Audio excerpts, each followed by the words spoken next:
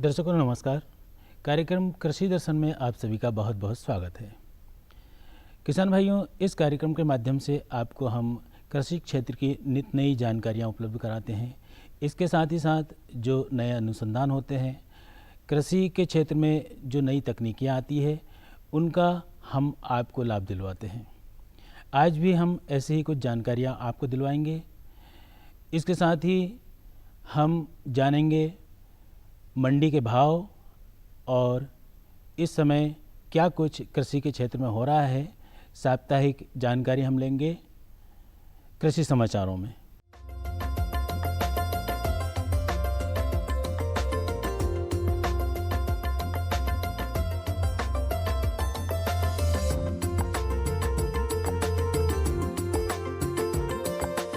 नमस्कार किसान भाइयों, खबरें खेती में आपका स्वागत है। आइए एक नज़र डालते हैं कृषि की खास खबरों पर।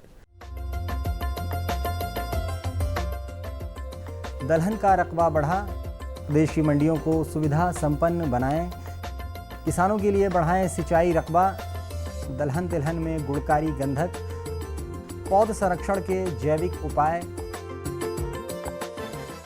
देश के ज़्यादातर हिस्सों में दक्षिण पश्चिम मानसून लगातार अच्छा बना हुआ है। ऐसा लगता है कि बेहतर मानसून का सबसे ज़्यादा फायदा दलहन फसलों को मिला है। इस साल दलहन का रकबा पिछले साल के औसत रकबे का स्तर पहले ही पार कर चुका है। कृषि मंत्रालय के आंकड़ों के मुताबिक अब तक दलहन की बुआई करीब 121.10 लाख हेक्टेयर में हुई है, जो पिछले साल इस समय तक के रकबे से करीब 32 लाख हेक्टेयर अधिक है। आमतौर पर खरीफ सीज़न के दौरान दलहन की बुआई करीब 108 लाख हेक्टेयर में होती है। इस वर्ष रकबा सामान्य रकबे से ज़्यादा हो चुका है। दलहन में अरहर की सबसे ज़्यादा रकबे में बुआई की गई है। देश में अब तक खरीफ बोनी 885.29 लाख हेक्टेयर में की गई है। मध्य प्रदेश के किसान कल्याण एवं कृषि विकास मंत्री गौरीशंकर बिसेन ने प्रदेश की मंडियों को किसान उन्मुखी बनाने के निर्देश दिए हैं। श्री बिसेन गत दिनों मध्य प्रदेश राज्य कृषि विपणन बोर्ड के संचालक मंडल की बैठक में बोल रहे थे। कृषि मंत्री ने कहा कि किसानों को अपनी उपज बेचने में सुविधा हो, इसके लिए मंडियों को सर्व सुविधा युक्त बनाया जाना चाहिए। उन्होंने नई बनने वाली मंडियों को किसान की ज़रूरत के मुताबिक बनाने को कहा। श्री बिसेन ने मंडियों को विकास के लिए दी जाने वाली राशि में वृद्धि करने के निर्देश भी दिए। बैठक में नवीन मृदा परीक्षण प्रयोगशाला को RKVY और किसान सड़क निधि में निर्माण करने, मंडी और उप मंडी के प्रांगण में बाउंड्री वॉल तथा अधोसंरचना विकास कार्य, बहुउद्देशीय वाणिज्यिक कृषक सेवा केंद्र का निर्माण करने और बोर्ड निधि से बनाने वाली ग्रामीण सड़कों को स्वीकृति दी गई। मध्य प्रदेश के जल संसाधन जनसंपर्क और संसदीय कार्य मंत्री डॉक्टर नरोत्तम मिश्रा ने गत दिनों जल संसाधन विभाग के अधिकारियों के साथ प्रदेश की प्रमुख सिंचाई योजनाओं पर चर्चा की। उन्होंने प्रदेश में वर्षा की स्थिति के मद्देनज़र जल संसाधन विभाग को बांधों, जलाशयों, नदियों के जल स्तर और भराव स्तर पर निगाह रखने को कहा। जल संसाधन मंत्री ने सिंचाई क्षेत्र की जिलेवार जानकारी प्राप्त की और निर्माणाधीन सिंचाई योजनाओं के कार्य शीघ्र पूर्ण करने के निर्देश दिए। उन्होंने कहा कि किसानों की ज़रूरत के मुताबिक सिंचाई रकबा बढ़ाने के लिए तेज़ी से कार्य किया जाए। दलहनी और तिलहनी फसलों की भरपूर बढ़वार और अधिक उत्पादन में गंधक तत्व की महत्वपूर्ण भूमिका होती है। वैसे तो फसलों को 16 से 20 पोषक तत्वों की आवश्यकता होती है, परंतु मुख्यतः नाइट्रोजन, फास्फोरस और पोटाश के साथ साथ गंधक ज़रूरी तत्व बन गया है। अनुसंधान, परीक्षणों एवं सर्वेक्षण के अनुसार देश के 200 से भी अधिक जिलों में गंधक तत्व की कमी पाई गई है। गंधक पोषक तत्व पौधों की स्वस्थ बढ़वार, जड़ों के विकास एवं दानों को सुडौल बनाने में मदद करता है। दलहन एवं तिलहन फसलों में तेल की मात्रा, गुणवत्ता एवं प्रोटीन के निर्माण में गंधक तत्व की विशेष भूमिका होती है। पौधों में गंधक तत्व की कमी के लक्षण नत्रजन तत्व की कमी से उत्पन्न लक्षणों के समान ही परिलक्षित होते हैं। सिर्फ इतना ही अंतर है कि नाइट्रोजन की कमी से पौधों की निचली पत्तियां पीली पड़ जाती हैं एवं गंधक की कमी से पौधों की ऊपरी पत्तियां पीली पड़ जाती हैं। पौधों की बढ़वार रुक जाती है। फसलों एवं पौधों में गंधक पोषक तत्व की पूर्ति का सबसे सस्ता एवं सरल उपाय गंधक तत्वधारी उर्वरकों का प्रयोग है। ऐसे उर्वरकों में सबसे ज़्यादा प्रचलित सिंगल सुपर फास्फेट है। इसमें 11% गंधक पाया जाता है। बहुमूल्य फसलों को जैविक पद्धति से सुरक्षित रखा जा सकता है। घरेलू विधि अपनाकर कीट नियंत्रित कर सकते हैं तथा उत्पादन लागत में भी कमी की जा सकती है। फसलों में रस चूसक कीट जैसे चैंपा, सफ़ेद मक्खी, जैसिड, हरा तेल का प्रभाव जैसी विधि से नियंत्रित किया जा सकता है। इसके नियंत्रण के लिए 3 किलोग्राम लहसुन एवं 100 मिलीलीटर मिट्टी के तेल में 200 लीटर पानी मिलाएं। इस तैयार घोल को अच्छी तरह मिला लें। यह मात्रा 1 एकड़ खेत में छिड़कने के लिए पर्याप्त है। किसान भाइयों, खबरें खेती में बस इतना ही। अब आप देखिए मंडी भाव और मुझे दीजिए इजाज़त। नमस्कार।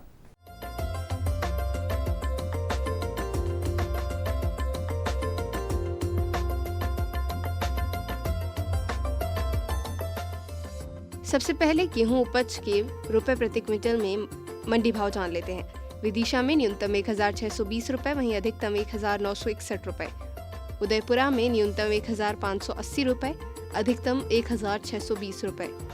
श्योपुरकला में न्यूनतम 1,637 रुपए और अधिकतम 1,661 रुपए। खरगोन में न्यूनतम 1,717 रुपए और अधिकतम 1,887 रुपए। अब अरहर उपज के रुपए प्रति क्विंटल में भाव इस प्रकार हैं। बरेली में न्यूनतम 6,000 रुपए, वहीं अधिकतम 7,000 रुपए। विजयपुर में न्यूनतम 6,000 रुपए, अधिकतम 6,200 रुपए। नरसिंहपुर में न्यूनतम 5,583 रुपए, वहीं अधिकतम 5,605 रुपए। खातेगांव में न्यूनतम 6,000 रुपए, वहीं अधिकतम 6,300 रुपए। अब मसूर उपज की रुपए प्रति क्विंटल में भाव इस प्रकार है। गंज बसौदा में न्यूनतम 4,000 रुपए, अधिकतम 5,500 रुपए। रीवा में न्यूनतम 5,060 रुपए, वहीं अधिकतम 5,395 रुपए। आगर में न्यूनतम 5,000 रुपए, अधिकतम 5,920 रुपए। बड़नगर में न्यूनतम 4,701 रुपए और अधिकतम 5,301 रुपए।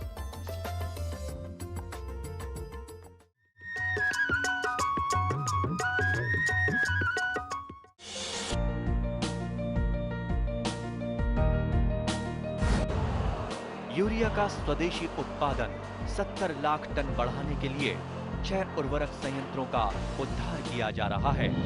FCIL के गोरखपुर, सिंदरी, तलचर और रामागुंडम संयंत्र, HFCL की बरौनी इकाई और BVFCL की नामरू फोर्थ।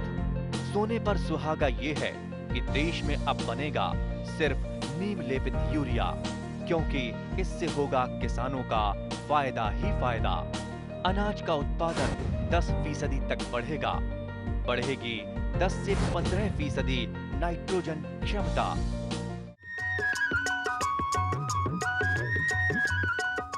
दर्शकों, हमारे प्रदेश में बाजरा की फसल काफ़ी रकबे में उगाई जाती है। हमारे किसान भाइयों को इस समय बाजरा की फसल में क्या कुछ देखभाल की ज़रूरत है, कौन से उन्हें काम करने हैं, इसी विषय पर आज हम आपको जानकारी दिलवाएंगे। हमारे आज के विशेषज्ञ हैं डॉक्टर VK पराड़कर, जो कि वरिष्ठ कृषि वैज्ञानिक है, जोनल कृषि अनुसंधान केंद्र छिंदवाड़ा से हमारे बीच में पधारे हैं। उनसे हम जानकारी लेते हैं। किसान भाइयों नमस्कार। आज हम चर्चा करने जा रहे हैं वो फसल है बाजरे की फसल। मध्य प्रदेश में या हमारे क्षेत्र में खास करके उत्तरी भाग इसमें बाजरा की फसल लगाई जाती है। और बाजरा की फसल के साथ विशेषता ये है कि इसको हम सूखे सहने वाली फसल के रूप में जानते हैं। देरी से बोना और सूखे की दशा में फसल का लगना, ये इस फसल के साथ मुख्य द्योतक है। और निश्चित रूप से ये फसल जहाँ किसान भाई मक्का ज्वार नहीं लगा पा रहे हैं और उसमें बारिश की या वर्षा की कमी है, वहाँ पर बाजरा फसल उपयुक्त मानी जाती है। यदि हम बाजरा की फसल में कहीं ध्यान रखें या जो पद्धतियों में कुछ बिंदुओं पे ध्यान दें, तो जो उत्पादन हमें मिलना है वो विश्वसनीयता होगा और आर्थिक लाभ भी किसान भाई ले सकते हैं। जब बाजरा की हम फसल लगाएंगे तो दो उद्देश्य हमारे सामने होते हैं, एक अनाज और दूसरा चारा। खास करके दुधारी पशुओं के लिए भी बाजरे की जो चारा है ये उपयोगी होता है। और यदि हम दोनों चीज़ों को ध्यान रखते हैं, अनाज और चारा, खास करके पशुओं के लिए, तो हम दो उद्देश्य की प्राप्ति करते हैं। और पहली बात तो ये है कि कम लागत वाली फसल है, तो निश्चित रूप से किसान भाइयों को इस ऐसी फसल को लेकर और सूखे की दशा यदि बनती है तो बाजरा ही अपने लिए एक अच्छा पर्याय हो सकता है, ये हम मानते हैं। निश्चित रूप से कुछ दलहनी फसल भी लगा रहे होंगे आप लोग, तो दलहनी फसल में यदि हम फसल चक्र के रूप में बाजरा और दलहनी फसल, तिलहनी फसल को यदि अपनाते हैं तो होने वाली जो समस्या है दलहनी फसलों में या तिलहनी फसलों में, इस फसल को लगाकर आप अच्छा फसल चक्र अपनाते हैं, उत्तरोत्तर आपका उत्पादन में कोई कमी नहीं आएगी, क्योंकि आप महसूस भी करते हैं कि बहुत सारी दलहनी फसलों में या तिलहनी फसलों में उत्पादन में कमी आ रही है। तो इसका मुख्य कारण है फसल चक्र का नहीं अपनाना। तो पहली बात तो ये मैं मूल मंत्र देना आपको चाहता हूँ कि जब तक हम फसल चक्र को नहीं अपनाएंगे, होने वाली आपदा या जो परेशानी है इसको हम नियंत्रण नहीं कर पाते। इसलिए आप ज़रूर अपनाइएगा। मक्का, ज्वार या बाजरा के साथ में यदि हम दलहन वाली फसल और तिलहन वाली फसल को चुनाव करते हैं तो होने वाली आपदा से बचा जा सकता है। पहली बात तो ये है कि जब हम बाजरे की फसल की बात हम करते हैं तो प्रश्न आता है कि ज़मीन कैसी हो। इसमें जो रेतीली जो दोमट ज़मीन है इसके लिए अच्छी मानी जाती है, खास करके इसमें जल निकास अच्छा होना चाहिए, पानी नहीं भरे और जल निकास अच्छा हो, तो ऐसी दशा में बाजरा की फसल अच्छी ली जा सकती है। पर एक साथ इसके साथ एक भी द्योतक ये लगा हुआ है कि इसका बीज छोटा होने के कारण से, बारीक होने के कारण से इसके लिए ज़मीन भुरभुरी होना अति आवश्यक है। ढेले वाली ज़मीन होगी या ढगले जो यदि बनते होंगे या हमारा भुरभुरापन ज़मीन में नहीं होगा तो निश्चित रूप से एक तो कतार नहीं मिल पाएगी और ढेले के नीचे बीज आ जाने से वो जो पौध संख्या हमें चाहिए वो नहीं मिल पाती है। तो पहले हम ये बात करेंगे। दूसरी बात ये है कि इसकी अंतरण कितना होना चाहिए। जब हम बाजरा फसल लगाते हैं तो किसान भाइयों के देखने में आए कि एक तो बहुत ज़्यादा घनी लगाते हैं और घनी के साथ साथ ये देखा गया कि जो कतार से कतार का जो अंतर है वो बहुत कम रखते हैं। तो मेरा एक निवेदन रहेगा कि कतार से कतार 45 सेंटीमीटर और 10 से 12 सेंटीमीटर पौध से पौध यदि अंतर रखते हैं तो वांछित पौध संख्या मिलेगी और उत्पादन आपको अच्छा मिलने की संभावना बढ़ जाती है। एक और महसूस करते होंगे आप लोग कि जिसको हम अज्ञा या जो क्षेत्रीय भाषा में रुकड़ी के नाम से इसको जानते हैं, ये खरपतवार बहुत होता है। ऐसे समय आपको थोड़ा सा फसल पद्धति या जो जब हम खरपतवार नियंत्रण करेंगे उस समय ध्यान देना होता है, परंतु उसके पहले क्योंकि कम पानी वाली ज़मीन को लगाते हैं हम या सूखे की दशा में लगाते तो बाजरा में एक समस्या आती है दीमक की समस्या। इसलिए क्लोरोपाइरिफास 2% या क्लोरोपाइरिफास जो तरल है वो 30 EC का होगा, तो उसको यदि हम ज़मीन में छिड़काव कर देते बोनी के पहले और बखर कर देते हैं तो जो होने वाली दीमक का प्रभाव इसको कम कर सकते हैं। तो पहली बात तो ये हुई कि इसका अंतरण आपने जान लिया, आपका भूमि का उपचार आपने समझ लिया। तो प्रश्न उठता है कि किस्में कौन सी हो। बहुत सारी किस्में उपलब्ध है। जवाहर बाजरा वैरायटी ये 8 नंबर, 4 नंबर और 22 नंबर ये तीनों किस्म की किस्में आपके यहाँ उपलब्ध हैं, उसको अपना। या GHB 577 या 744 ये 2 किस्में और उपलब्ध हैं, उसको भी अपनाकर आप अच्छा उत्पादन ले सकते हैं। और किसान भाई मैं चाहता हूँ कि बाजरा की फसल नीरा न लेते हुए यदि हम अंतर्वर्ती फसल लेते हैं जिसमें बाजरा में मूंग है, उर्द है, चौला फली है, बरबटी है या ग्वार फली यदि ये लेते हैं, सेमी है, इन फसलों का जरूर उसमें समावेश करें। और 1 कतार 1 या 2 कतार 2 का यदि ये अनुपात बनाते हैं तो निश्चित रूप से आपके अनाज के साथ साथ दाल वाली फसल की भी उपलब्धता होगी और ज़मीन का ज़्यादा से ज़्यादा सदुपयोग कर पाएंगे। धन्यवाद।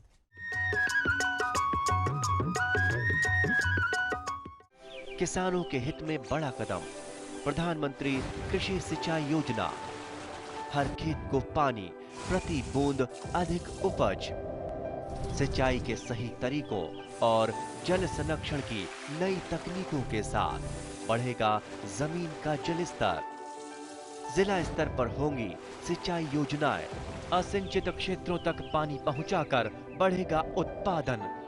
भारत सरकार की विशाल योजना प्रधानमंत्री कृषि सिंचाई योजना। क्या है फसलों का ताजा हाल, कैसे हो इनकी सही देखभाल, बीज और खाद की कैसे हो सही पहचान। जानिए विशेषज्ञों के साथ, देखिए खेत खलिहान, सोमवार से शुक्रवार सुबह 7 बजे। डीडी किसान, बदलते भारत की शान।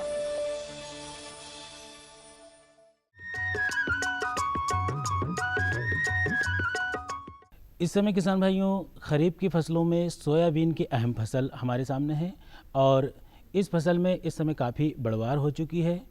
अब ज़रूरत है कि किस तरह से हम उर्वरकों का प्रयोग करें और कैसे हम कृषि सिंचाई की व्यवस्था करें। इसी विषय पर हम आपको जानकारी दिलवाने जा रहे हैं। हमारे आज के विशेषज्ञ हैं डॉक्टर RC जैन।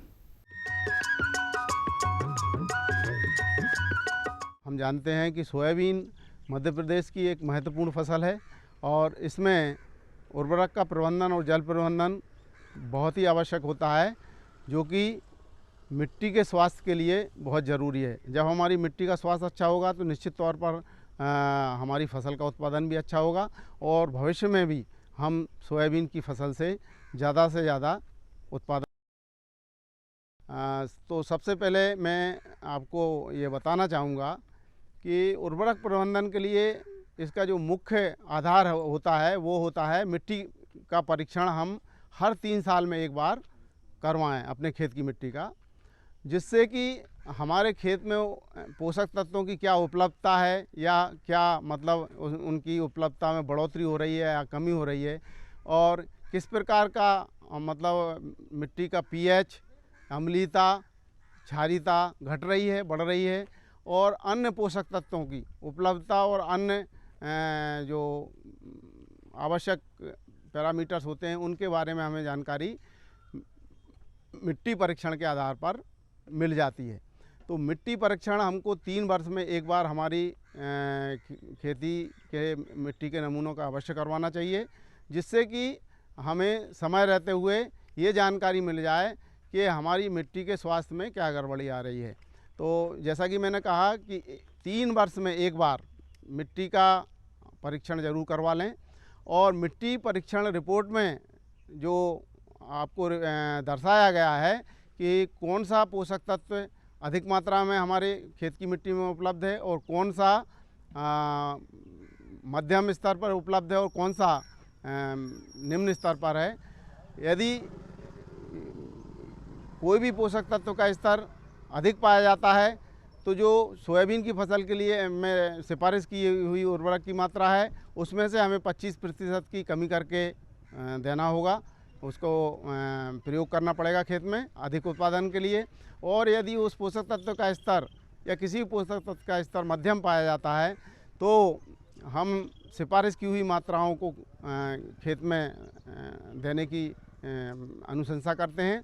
और यदि किसी पोषक तत्व का स्तर निम्न पाया जाता है तो जो सिफारिश की हुई मात्राएं हैं उसमें 25% की बढ़ोतरी करके हमको खेत की मिट्टी में प्रयोग करना चाहिए, जिससे सोयाबीन की फसल की बढ़वार अच्छी हो पाए और साथ में उत्पादन अच्छा होगा और मिट्टी का स्वास्थ्य भी आने वाले समय के लिए बरकरार रह पाएगा। और इसमें साथ ही साथ में उर्वरक प्रबंधन में एक बात ये बहुत ज़रूरी है कि हम इस प्रकार का प्रबंधन करें कि जो भी हम फर्टिलाइज़र चाहें वो हम यूरिया दें या डीएपी दें। यदि डीएपी दे रहे हैं तो फिर यूरिया ना दें, और यूरिया का यदि किसान भाई यदि उपयोग कर रहा है तो फिर डीएपी का प्रयोग ना करें। और इसके साथ साथ आपको जैव उर्वरक प्रबंधन भी करना है। जैसे सोयाबीन की फसल के लिए जो राइजोबियम कल्चर है जो कि नाइट्रोजन की उपलब्धता बढ़ाता है, और पीएसबी कल्चर स्फुर घोलक कल्चर है जो कि डीएपी का कार्य करता है, कि मैं किसानों की भाषा में बता रहा हूँ।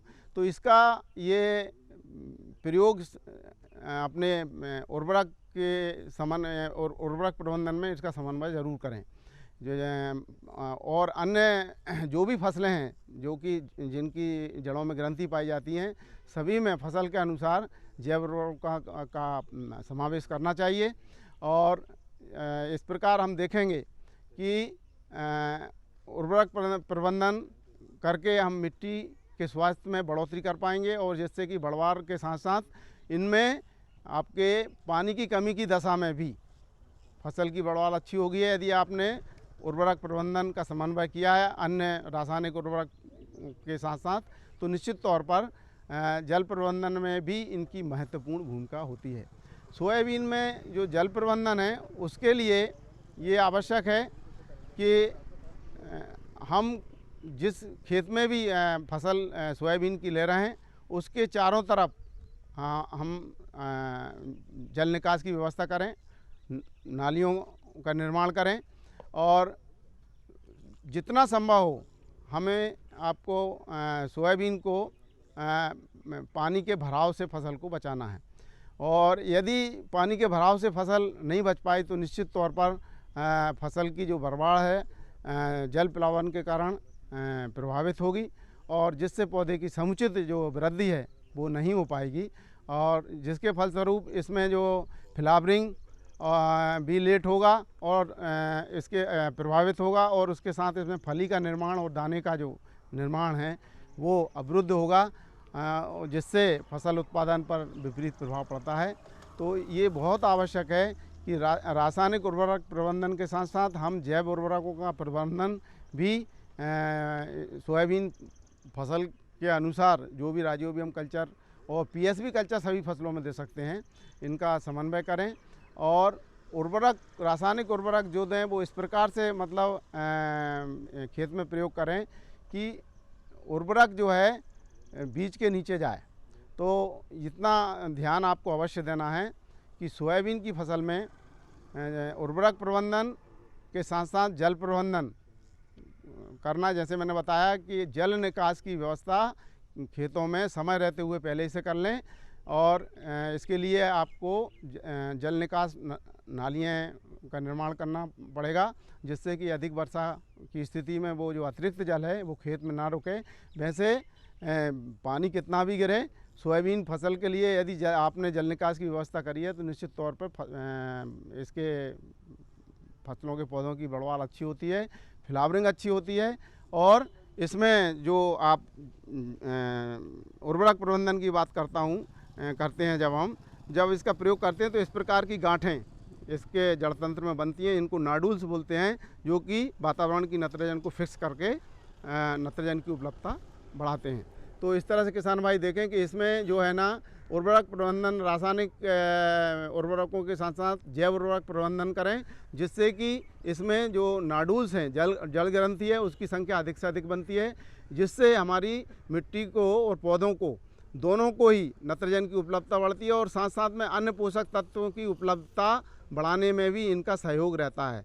इस तरह से हम चाहेंगे कि किसान भाई मिट्टी परीक्षण के आधार पर जल प्रबंधन और उर्वरक प्रबंधन दोनों ही करें, जिससे कि इस फसल का ज़्यादा से ज़्यादा उपयोग हम ले सकेंगे।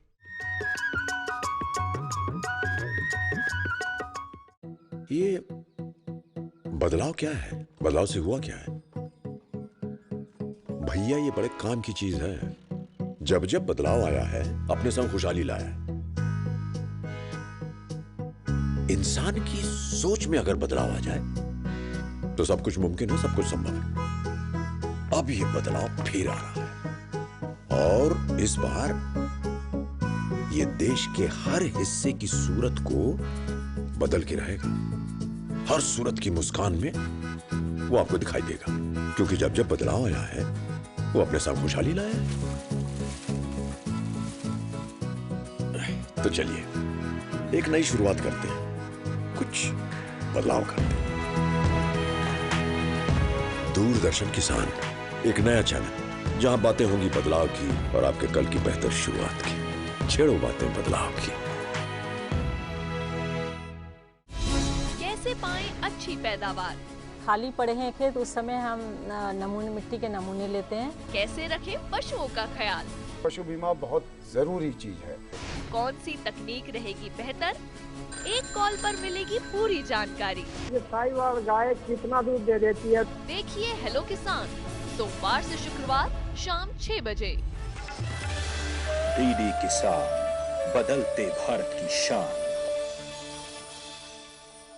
मुद्दा किसान का। भारत में मौसम और मॉनसून मिलकर किसानों की तकदीर लिखते हैं। विषय संवाद का। कैपेसिटी नहीं है उसकी इतनी। मंथन विचारों का। किसी को खाता खोलने से मना नहीं किया जाता। देखिए वाद संवाद सोमवार से बुधवार शाम 7:30 पर। डीडी किसान, बदलते भारत की शान।